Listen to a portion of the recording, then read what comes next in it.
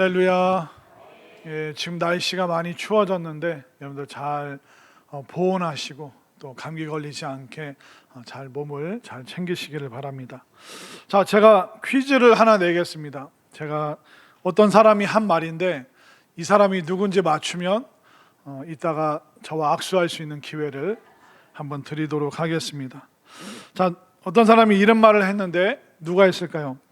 내가 기억하는 내 생애 가운데 행복했던 날은 엿새도 되지 않는다.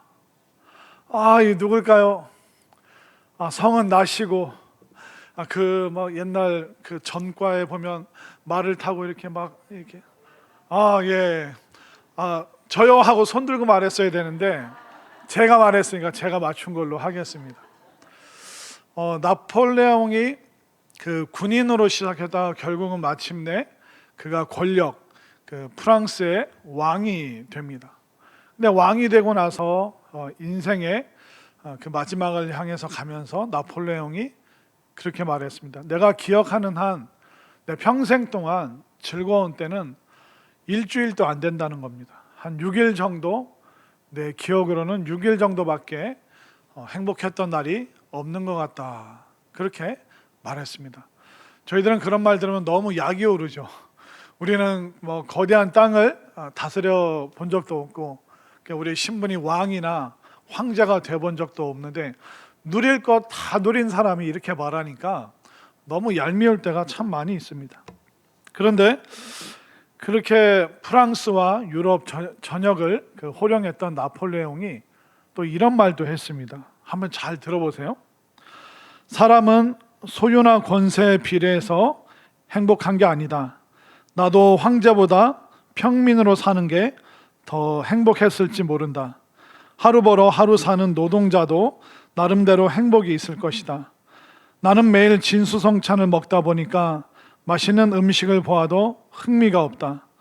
가난한 사람은 나만큼 자주 맛있는 음식을 먹지 못하지만 음식 맛을 느끼는 면에서 나보다 더 행복할 것이다. 매일 자신의 상 앞에 진수성찬이 차려지지만 맛있는 음식을 보아도 흥미가 없다고 합니다. 여러분들은 먹고 나서도 계속 허기지고 또 먹고 싶고 그러시죠. 근데 나폴레옹은 많은 걸 최고의 음식을 다 먹다 보니까, 그리고 배고픔을 느낄 새가 없다 보니까 맛있는 음식이 있어도 흥미를 느끼지 못하고 있습니다. 나폴레옹의 이런 고백을 보면 결국 사람의 결핍과 이 빈곤이라는 것은 단순히 육신적인 문제는 아니라는 것을 알 수가 있죠.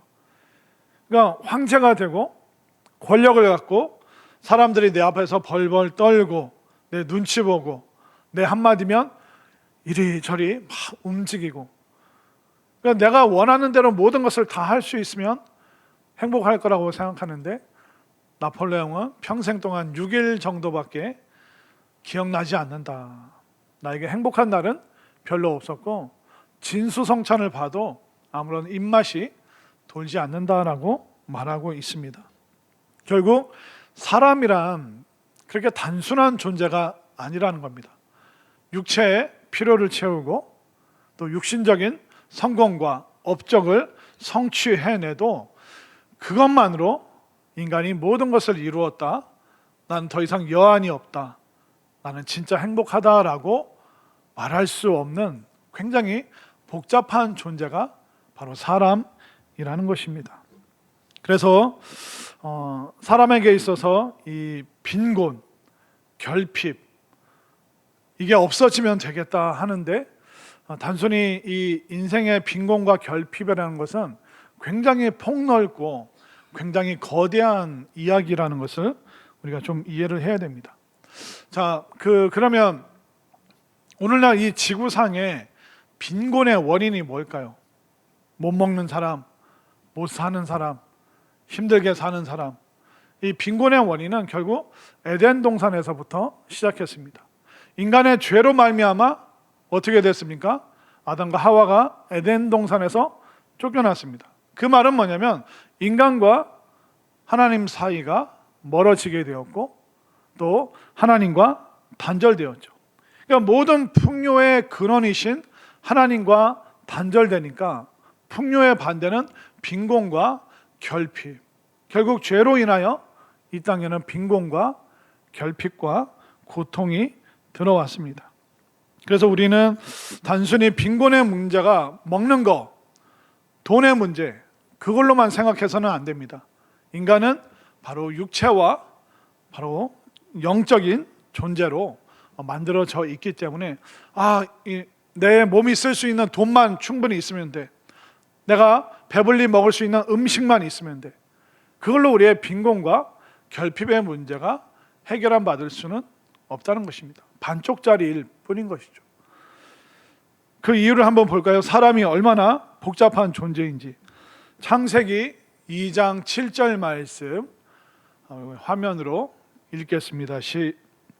창세기 2장 7절 시작. 여호와 하나님이 땅의 흙으로 사람을 지으시고 생기를 그 코에 불어넣으시니 사람이 생명이 되니라. 자, 2장 7절 말씀을 잘 이렇게 구분을 해보면 사람은 흙으로 만들어졌죠. 근데 하나님께서 생기를 불어넣으셨습니다. 흙이라는 것은 뭐냐면 바로 육체, 어떤 덩어리라는 겁니다. 플래시라고 하는데 육체 덩어리예요. 근데 여기에다 생기, 영혼을 집어넣으시니까 사람, 바로 살아있는 생명력 넘치는 존재, 생령, living being이라는 뜻인데 사람이 된 것입니다. 그렇기 때문에 우리는 육체와 영혼으로 이 두 가지로 이루어져 있구나, 이걸 우리가 알 수가 있는 것이죠.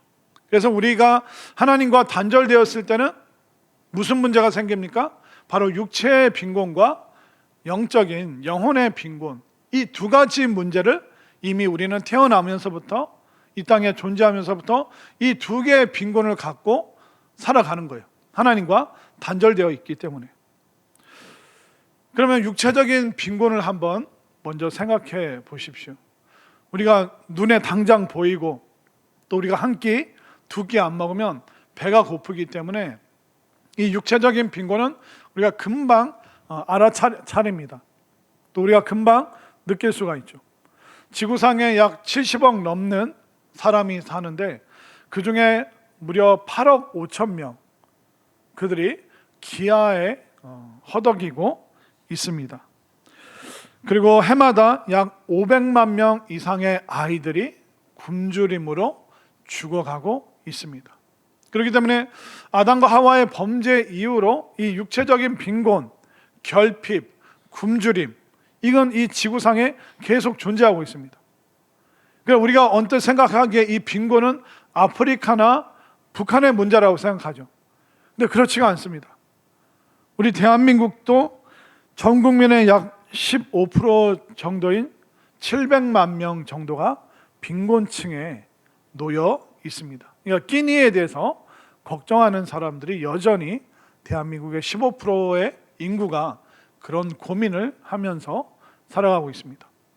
그리고 전 세계에서 제일 잘 사는 미국도 약 10% 정도가 끼니를 걱정하며 살아가고 있습니다.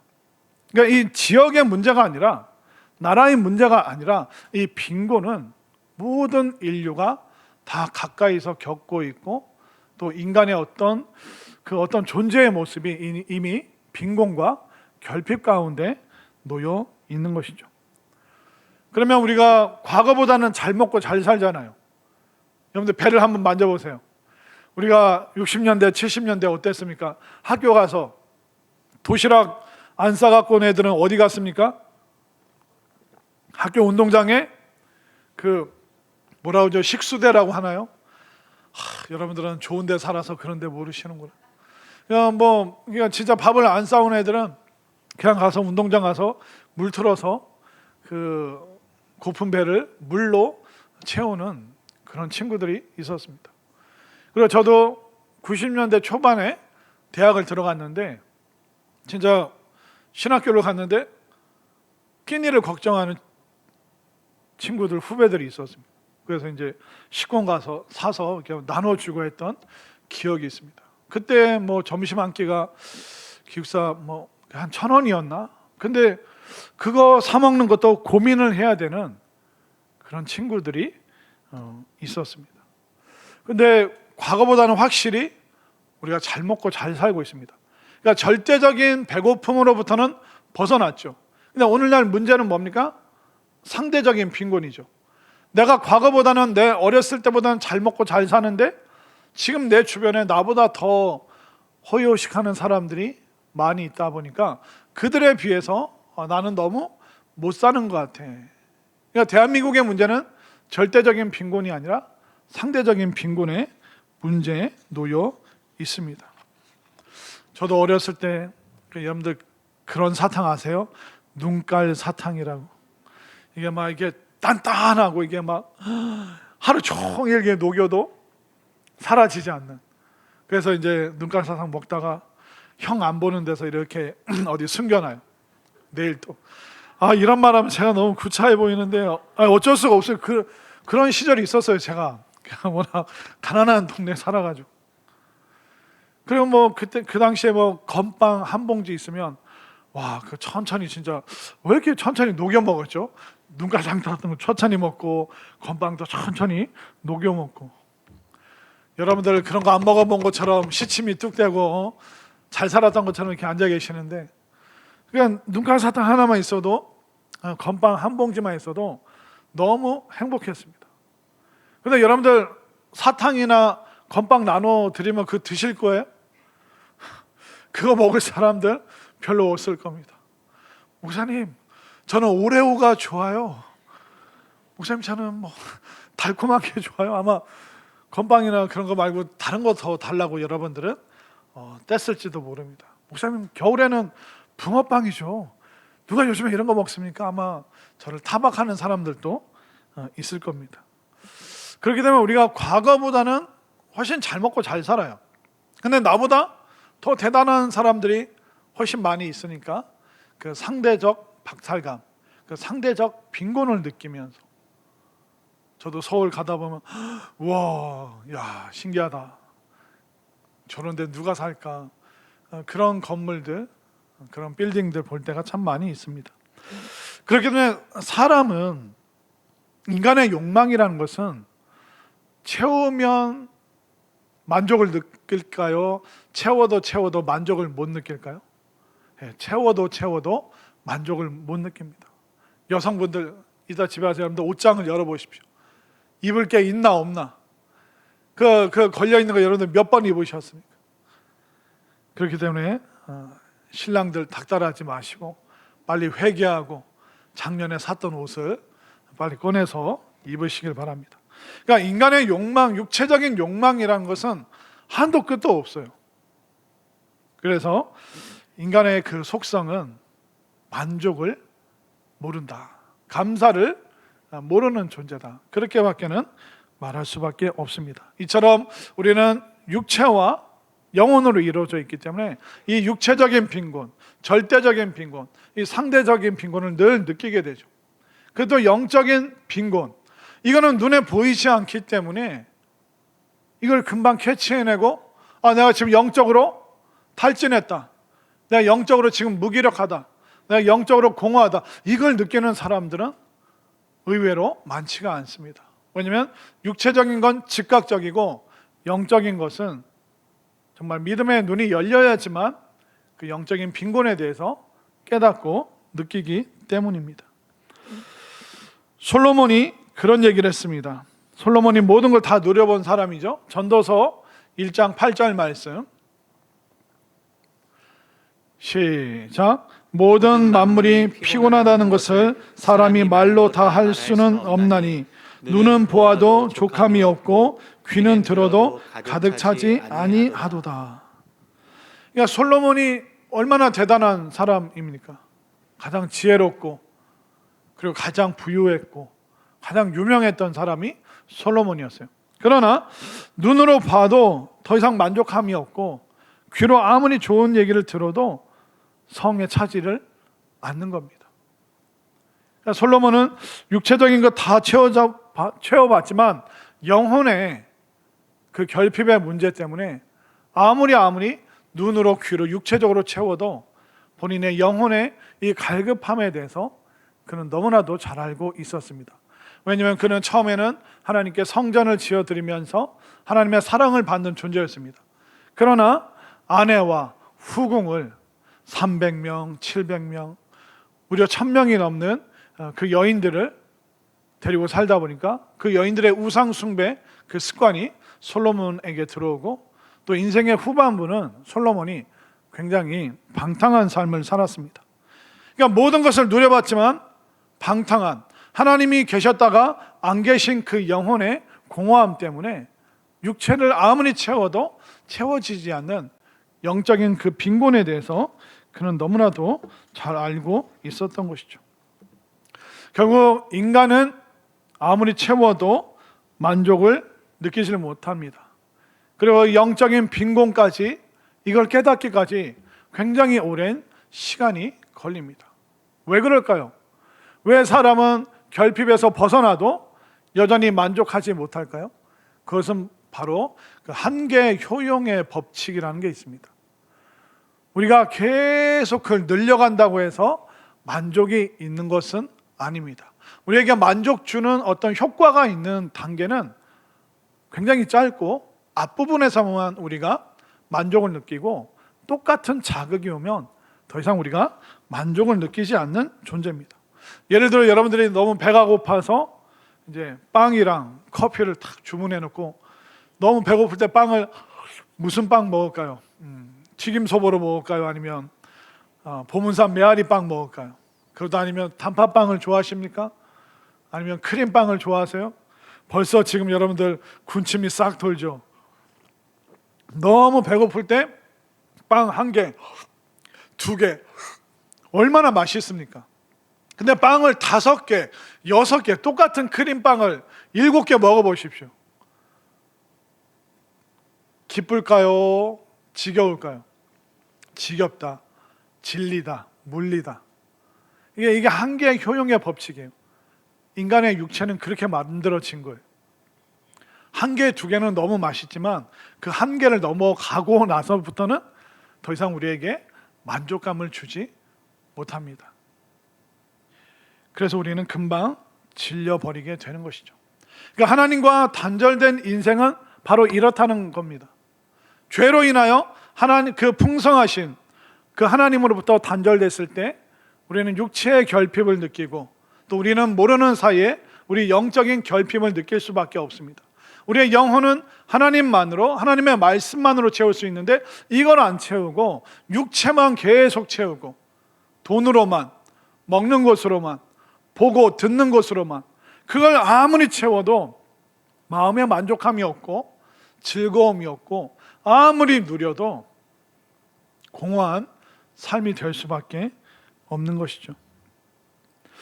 이 영적인 빈곤은요, 죄송하지만 우리가 노력한다고 채워지는 것이 아닙니다. 하나님의 은혜가 없으면요, 우리 영적인 빈곤은 절대로 채울 수 없습니다. 왜냐하면 우리가 육체를 만족해 하는 것은 사람을 통해서, 내가 땅에 심어서 내 노력으로 어느 정도 우리가 할 수 있어요. 그러나 이 영적인 빈곤은 하나님이 채워주시지 않으면 인간 스스로 절대로 채울 수가 없습니다. 오늘 말씀으로 한번 가볼까요? 아모스가 인간의 결핍에 대해서, 영적인 결핍에 대해서 정확하게 말해주고 있습니다. 오늘 본문 12절과 13절 말씀, 11절부터 한번 볼까요? 11절부터 13절까지 제가 한 절, 여러분들이 한 절 읽겠습니다. 주 여호와의 말씀이니라. 보라, 날이 이를지라. 내가 기근을 땅에 보내리니 양식이 없어 주림이 아니며 물이 없어 가람이 아니요 여호와의 말씀을 듣지 못한 기갈이라. 사람이 이 바다에서 저 바다까지, 북쪽에서 동쪽까지 비틀거리며 여호와의 말씀을 구하려고 돌아다녀도 얻지 못하리니. 함께 읽겠습니다. 그날에 아름다운 처녀와 젊은 남자가 다 갈아여 쓰러지리라. 그러니까 이 영적인 이 빈곤을 채우기 위해서 인간이 아무리 돌을 닦고 또 아무리 우상에게 절하고 젊은 시절에 최선을 다해도 하나님께서 그 영적인 빈곤을 채워주시는 하나님의 말씀을 부어주시지 않으면 인간은 이 영적인 문제를 스스로 해결할 수 없다라고 하나님께서 아모스를 통해서 말씀해주고 계시는 것입니다. 젊은 사람들이 노력하고 애쓰면 뭐든지 이룰 수 있을 것 같잖아요. 그러나 육체 결핍은 이뤄낼 수 있어도 이 영적인 결핍은 하나님 아니고서는, 하나님의 은혜 없이는 절대로 채울 수가 없습니다. 그러다 보니까 사람이 이 육체적인 결핍 또 영적인 결핍 속에서 육체적인 이 절대적인 결핍에서는 벗어나니까 이 영적인 결핍을 뭘로 채울까요? 우상 숭배, 무당 찾아가는 거, 점치는 거, 뭐 이상한 뭐 타로 카드 하는 거, 그런 걸로 살짝 이제 그걸 유사 영성이라고 합니다. 그러니까 영성은 아닌데 영적인 것에 이렇게 그 주변 변두리에 있는 거, 그거 살짝 맛보면서 뭐 토정 비결을 본다, 뭐 사주팔자를 본다, 그런 방식으로 살짝 그 영적인 뭔가 공허함을 채우려고 합니다.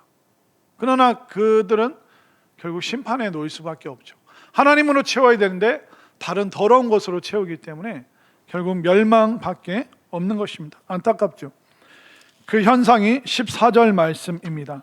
14절 시작. 사마리아에 죄된 우상을 두고 맹세하여 이르기를 다나 내 신들이 살아있음을 두고 맹세하노라 하거나 브엘사바가 위하는 것이 살아있음을 두고 맹세하노라 하는 사람은 엎드러지고 다시 일어나지 못하리라.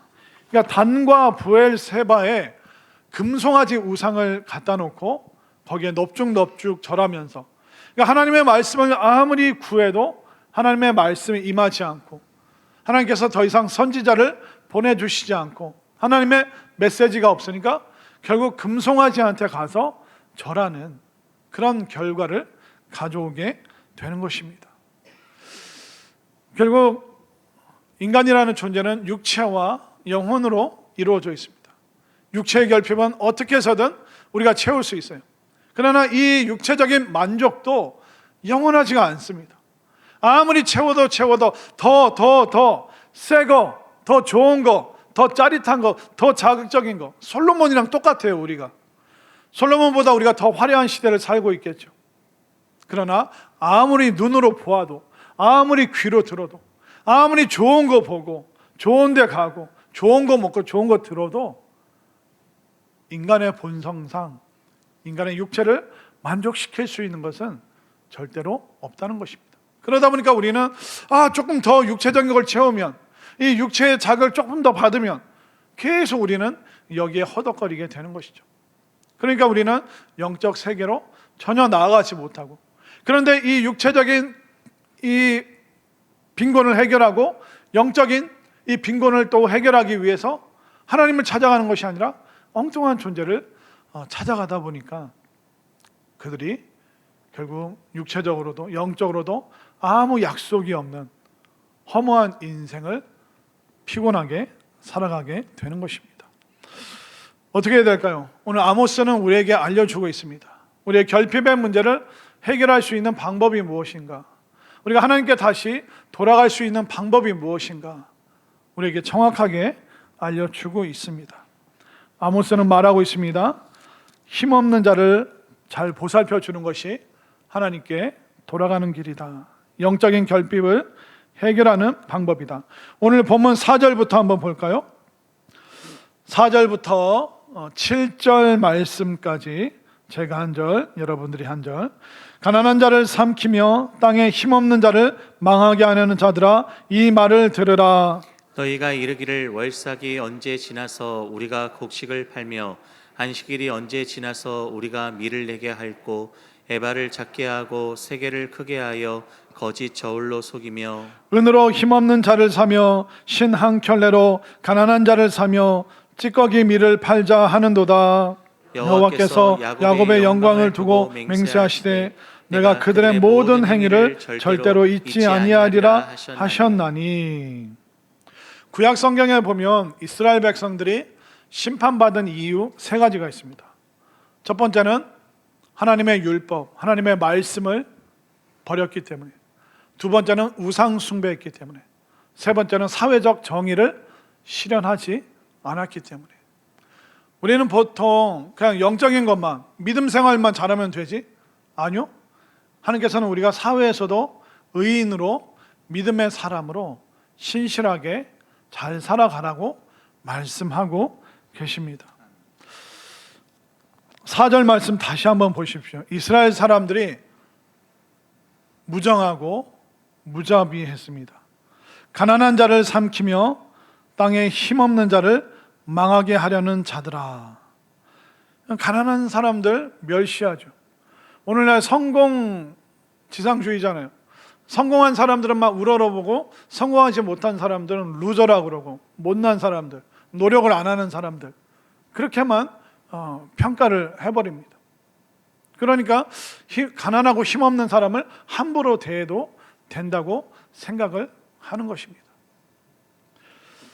그러나 그런 사람들과 우리가 함께 있기 때문에 우리가 도움을 받고, 또 그들이 힘든 일을 대신해주고, 그렇기 때문에 가난한 자와 이 땅에서 힘없는 자를 망하게 하고 괴롭히는 것. 하나님께서는 심지어 이스라엘 백성들에게 나는 고아들의 아버지다, 그렇게 말씀하셨습니다. 그처럼 하나님께서는 하나님의 말씀과 우상 숭배하지 않는 것, 그것만큼 우리가 사회적 정의를 실현하느냐 하지 않느냐. 오늘날 대한민국에서 기독교가, 교회가 손가락질 받는 이유가 뭡니까? 과연 사회적 정의에 비춰봤을 때 제대로 하고 있는가? 아니면 엉뚱한 일을 하고 있는가? 세상 사람들도 다 안다는 겁니다. 그렇기 때문에 우리는 절대로 안전하지 않습니다. 우리가 하나님의 말씀을 열심히 보고 우상 숭배하지 않으니까 괜찮지. 근데 사회적 정의를 실현하는 부분에 있어서는 전혀 우리가 뭔가 개선의 여지가 없다면 우리는 위험한 길로 가고 있는 것입니다. 이스라엘 백성들이 또 얼마나 잔인했을까요? 6절 말씀을 한번 볼까요? 6절 말씀 시작. 은으로 힘없는 자를 사며 신 한 켤레로 가난한 자를 사며 찌꺼기 밀을 팔자 하는도다. 여러분들, 신발 한 켤레 주고 그 사람을 노예로 사옵니다. 그러니까 인간의 존엄이, 인간의 생명이 얼마나 우스운 게 되어버리고 말았습니까? 얼마나 비참합니까? 신발 한 켤레만도 못한 인간의 운명, 누가 이렇게 끌고 갔습니까? 이스라엘 사람들이. 여호와의 말씀을 귀 기울이지 않는 사람들, 우상 숭배에 빠진 사람들. 그러니까 영적인 혼란이 오니까 윤리 도덕에 있어서도 그들은 하지 말아야 될 일들을 지금 하고 있는 것입니다. 분명히 우리가 사람으로서 깨닫는 게 뭐냐면, 어렵고 힘든 이웃을 도와줄 때 우리에게 기쁨과 보람이 있죠. 근데 또 그 반대편에는 뭐냐면, 우리가 사치하고 과시할 때 기분이 째지는 그 느낌, 그 뭔지 아세요? 사치스럽고 과시하고 막 우쭐대고 우월감을 느끼고 그때 기분 째지는 느낌, 그거 굉장히 위험한 겁니다. 그걸 계속 느끼기 위해서는 어떻게 해야 될까요? 없는 사람을 무시하고 짓밟아야 되는 거예요. 근데 하나님께서 어떻게 하신다고요? 7절 말씀으로 가보겠습니다. 7절 시작. 여호와께서 야곱의 영광을 두고 맹세하시되 내가 그들의 모든 행위를 절대로 잊지 아니하리라 하셨나니. 그러니까 기분 째지는 삶을 사는 사람들, 사치를 부리고 우월감을 느끼고 과시하고, 그러면서 신발 한 켤레로 야, 네 종, 내 노예로 팔어, 이런 사람들의 그 행위를 하나님께서 절대로 내가 잊지 않겠다. 그러니까 상급을 쌓는 인생이 아니라 심판을 쌓는 안타까운 인생이 되고 마는 것입니다. 그렇기 때문에 우리의 영적인 이 결핍, 육적인 결핍, 이것을 해결하는 것은 뭐냐면 베푸는 겁니다. 가난한 사람들, 어려운 사람들, 그들을 위해서 베푸는 것이죠. 그래서 우리가 해마다 성탄절 이웃 사랑 나눔 잔치를 진행을 해왔고, 그리고 우리가 선교비를 통해서 온 세상 열방, 지구촌 곳곳에 또 힘들고 가난한 자들, 그들에게도 복음이 전해지도록 올해는 우리가 이웃 나눔 사랑 잔치를 또 우리가 1월 4일 날 필리핀을 가는데 필리핀 알라미노스에 있는 그 동네 주민들, 또 학생들, 또 교회 아이들, 그들을 위해서 저희들이 또 쓰기로 결정을 했습니다. 우리가 언제까지 기분 째지는 그 느낌만 누릴 것인지, 아니면 베풀고 나누는 그 감사와 보람이 넘치는 삶을 살 것인지, 그러니까 우리가 매 순간, 여러분들이 매 순간 그것을 하나님의 마음을 생각하면서 그렇게 살아가시기를 바랍니다. 또 우리가 하나님께 돌아갈 수 있는 방법이 뭘까요? 우리의 빈곤의 문제를 해결할 수 있는 게 뭘까요? 하나님의 말씀을 가까이 하는 것입니다. 자, 다시 한번 11절과 12절, 11절을 제가, 12절을 여러분들이, 주 여호와의 말씀이니라. 보라, 날이 이를지라 내가 기근을 땅에 보내리니 양식이 없어 주림이 아니며 물이 없어 가람이 아니요 여호와의 말씀을 듣지 못한 기갈이라. 사람이 이 바다에서 저 바다까지 북쪽에서 동쪽까지 비틀거리며 여호와의 말씀을 구하려고 돌아다녀도 얻지 못하리니. 자, 11절 말씀 초반을 보십시오. 주 여호와의 말씀이니라. 보라, 날이 이를지라. 말씀이 없는 날이 이르기 전에는 뭐가 있었을까요? 말씀이 있었어요. 말씀이 풍성하게 있을 때는 말씀을 찾지 않고 말씀의 은혜를 누릴 수 있는 그 기간에는 그 말씀을 등한시하다가 말씀이 없어지고 영적인 빈곤 때문에 육체적인 빈곤이 오고 하늘문이 닫히니까 이 땅도 더 이상 소산물을 내지 않고, 그때서야 아이고 하나님 잘못했어요 라고 다시 하나님 말씀을 찾아다니지만 선지자들 다 사라졌습니다. 하나님께서 어떤 음성도 하늘에서 내려주시지 않습니다. 그렇기 때문에 그 날이, 하나님께서 더 이상 은혜를 베푸시지 않는 그 날이 오기 전에 아직 기회가 있고 하나님께서 기다려 주실 때, 아직 은혜의 단비가 내려올 때 우리가 하나님 말씀 앞으로 더 가까이 나와야 되는 줄로 믿습니다. 결국 우리가 우리 인생의 결핍의 문제를 해결하는 것은 다른 게 아닙니다. 그 풍성하신 하나님으로부터 단절되었던 우리가 다시 풍성하신 하나님 아버지 집으로 돌아가면 되는 것입니다. 탕자 집 나와서 얼마나 고생했습니까? 그러나 아버지 집에 돌아가니 아버지의 모든 것을 다 누릴 수 있었던 것처럼 원리는 똑같습니다. 결핍과 빈곤, 내 손으로 어느 정도 해결할 수 있지만 결국 하나님의 은혜가, 축복이 부어져야만 되고 그 축복을 가장 풍성히 누릴 수 있는 하나님 가까이, 바로 하나님 아버지의 마음 가까이, 가난한 자와 약한 자에게 잔인하게 굴지 않고 내가 누리는 것 중에 기분 째지는 그 기쁨을 누리면서도 그것을 또한 나눌 수 있는 그 마음, 그 마음을 가지고 있을 때 우리가 하나님께 돌아갈 수 있고, 또 우리가 하나님의 그 말씀의 풍성하심, 그 부요하심, 그것을 갈망하고 아직 은혜의 단비, 말씀의 단비가 내릴 때 더욱더 하나님의 말씀을 사모하여서 정말 육체적인 결핍과 영적인 결핍, 그것으로부터 여러분들 벗어나시고 자유하시고 정말 풍성한 가운데 은혜를 누리되 넉넉하게 나눌 수 있는 우리 모두의 삶이 될 수 있기를 간절히 소망합니다.